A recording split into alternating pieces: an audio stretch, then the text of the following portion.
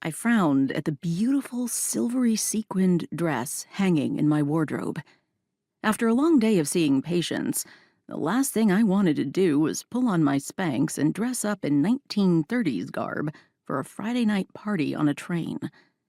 Most of my Friday nights were spent on the couch watching UK mysteries. I preferred it that way. We were at the end of tourist season in the small town of Sea Isle, Scotland, and with the increase of tourists injuring themselves in surfing and boating accidents, it was the busiest time of year for the practice. Guilt edged its way into my brain. I'd promised my friends I'd be there for them, and I didn't want to let them down. That, and I had spent a small fortune on my outfit. Come on, Em. Let's do this. After dressing and taking a quick look in the mirror, I went downstairs. I lived and worked in a 400-year-old church, and while it had its quirks, I'd grown to love it. I headed to the kitchen to make myself a quick espresso. Nothing like a jolt of caffeine to get me through the evening. My phone dinged with a message from my bestie, Mara. She ran the Pig and Whistle pub with her grandparents just down the hill on the corner, and she was the main reason I'd been rooked into participating in tonight's festivities on the newly refurbished Scottish Storytellers train.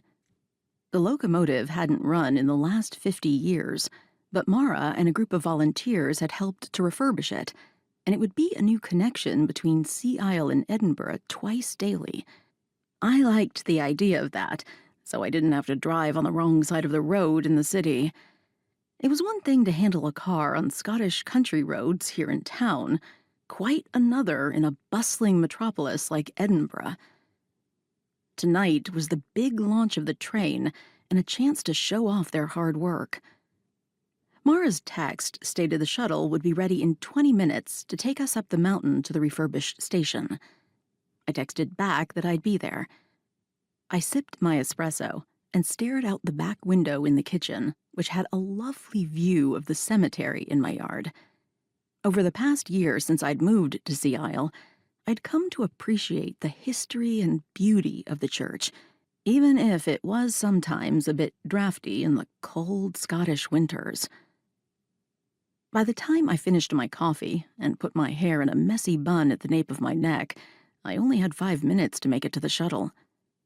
When I opened the front door, I nearly slammed into my assistant, Abigail.